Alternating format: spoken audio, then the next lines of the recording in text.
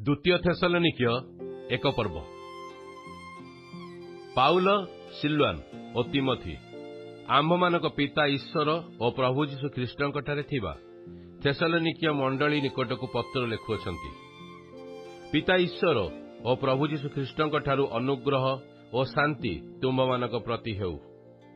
हे भाई माने, तुममानक निमंते ईश्वर को सर्वदा धन्यवाद देवा आम्भमानकर कर्तव्य आउ ताहा उपयुक्त, कारण तुममानक विश्वास अतिशय वृद्धि पाउअछि।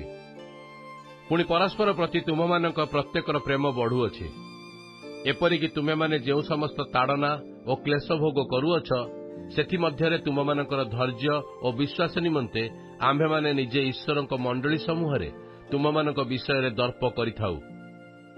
ईश्वरकर जेउ राज्य निमंते तुमे माने दुख भोग करुअछ, सेथिर योग्य बोली गणित हेबा पई एहा तो ईश्वरक यथार्थ विचारर प्रत्यक्ष प्रमाण। कारण प्रभु यीशु जेतेबेले आपणा शक्तिमान दूतमानक सहित प्रज्वलित अग्नि सह स्वर्गरु प्रकाशित हेबे, सेतेबेले तुममानकु क्लेश देउथिबा लोकमानकु प्रतिफल स्वरूपे क्लेश देबा और क्लेश भोग करुअछ जे तुम्भे माने तुममानकु आम्भमानक सहित विश्राम देबा यह तो ईश्वरक पक्षरे न्यायर विषय। जो माने ईश्वर को जानती नहीं और आम्भमानकर प्रभु यीशुक सुसमाचार मानती नहीं, सेमानकु से सेतेबेले दंड देवे।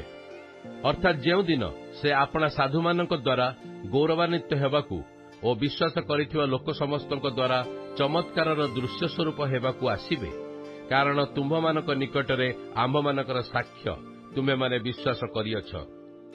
से दिन से माने दंड पाइबे, अर्थात प्रभुंक छामुरु और ताहांक पराक्रमर गौरवरु दूरीकृत होई अनंत विनाश भोग करिवे। एणु आम्भमानकर ईश्वर जेपरि तुम्भमानकु आपणा आह्वानर योग्य बोली गणना करंती, पुणी समस्त सत्कामना और विश्वासर कर्म शक्ति सिद्ध करंती, सेथिपाई मध्य आम्भेमाने सर्वदा तुम्भमानक निमंते प्रार्थना करुअछु। ताहा हेले आम्भमानक ईश्वर और प्रभु यीशु ख्रीष्टंक अनुग्रह अनुसारे आम्भमानक प्रभु यीशुंक नाम तुम्भमानक ठारे गौरवान्वित हेबो, आउ तुम्भे माने ताहांक ठारे गौरवान्वित हेबो।